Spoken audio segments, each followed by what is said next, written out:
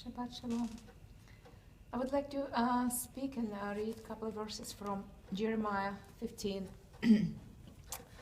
I just would like to remind that Jeremiah was a prophet of God, and who was called to be prophet, and the most difficult time, and the time in the life of Judah, and when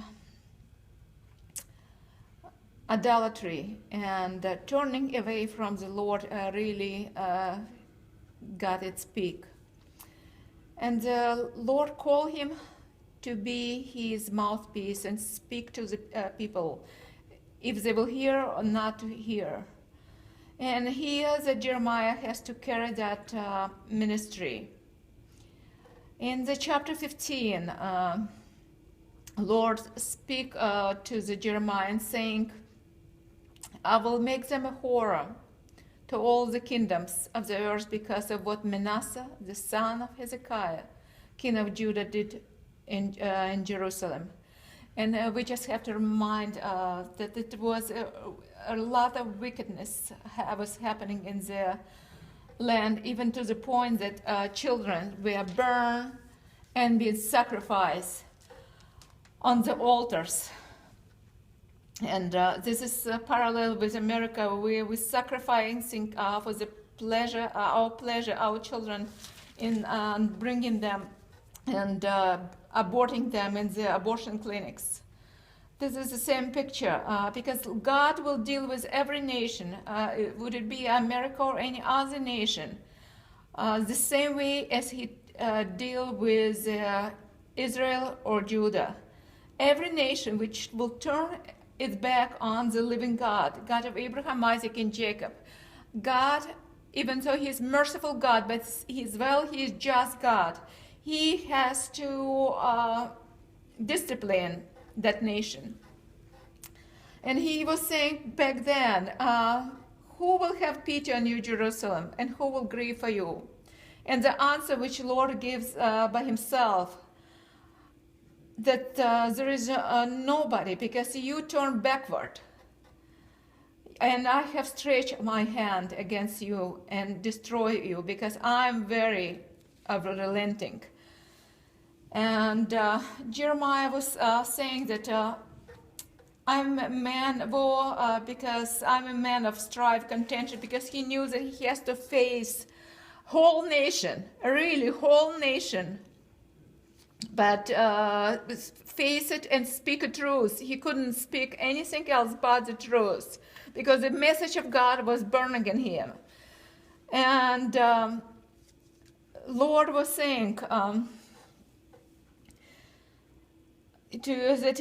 see, don't go. He was saying, I will bring diseases. I will bring pestilence. I will bring famine on that land.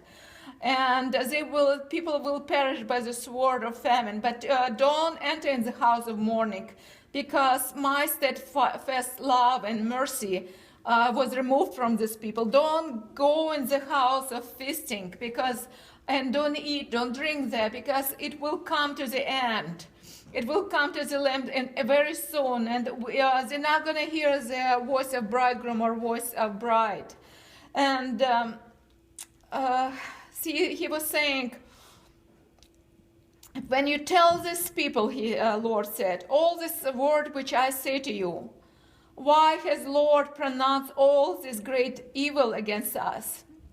So the people really didn't even understood why it came upon them. They were so far away from the Lord and from his righteous law and his judgment, that they didn't understood why the iniquity, their sin that brought that judgment.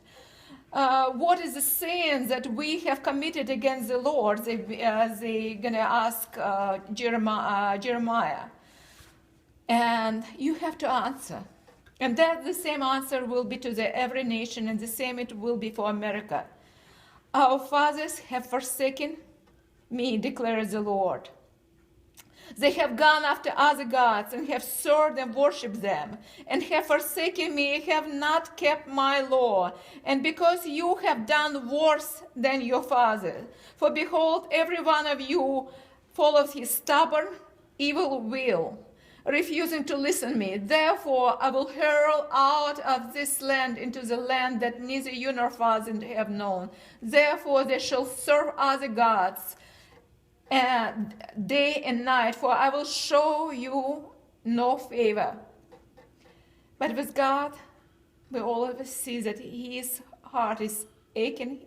He's crying, like we see in Hosea, like we see in Yeshua, where he was really crying, "Oh, Jerusalem, Jerusalem, you don't know your time of your visitation." And it's always a mercy, and this is a message of mercy which I see. But what we have to see what's happening right now, not just in the news, to understand what news is saying. Because even back then, what Lord was saying, and this is what we see today, is that God in his mercy, after disciplining his people, pulling them out of the land, he promised that he will return them, that they will be cleansed, as Job was saying, when I will be clean through the fire, I will come out as a gold. And they will be clean. And now Lord is God of Abraham, Isaac, and Jacob, gathering his people. And this is right in this verse where we see anti-Semitism is on the rise in Europe. And he was saying that right in Jeremiah 16:16, for behold, I'm sending him, behold, back then they're not going to say that as the Lord lives who brought people Israel from the land of Egypt, but they will say, as the Lord lives who brought up as the people of Israel out of the northern country, and I am, can say that I am one of them who was plucked out from the former Soviet Union and brought to America. Amen. And the Lord in his mercy, after wooing me for a long time, he opened my eyes, opened my heart, opened my ears, and let me understand his word. And let me understand his love for me. Let me understand that there is a hope where I didn't have any hope. There is a light in the tunnel of darkness, and he is the light. He sent his son on and he died on the tree for my sin, and he paid the price which I deserve, the price for my sin, for my self-will, for my rebellion. And he was rose from the dead, and he proved by this that he is the only way to God, that he is true Moshiach, and that he is the one who is coming back. And he is, verse 16, Lord saying what he is doing basically right now, what we see in Europe. He's saying, I am sending for many fishers, declares the Lord, and they shall catch them. And after I will send for many hunters, and they shall hunt them from every mountain and every hill and out of the clefts, and they will, those hunters and fishers, as we see persecution which raises up in Europe right now, and people are considering to go to their homeland, to Israel.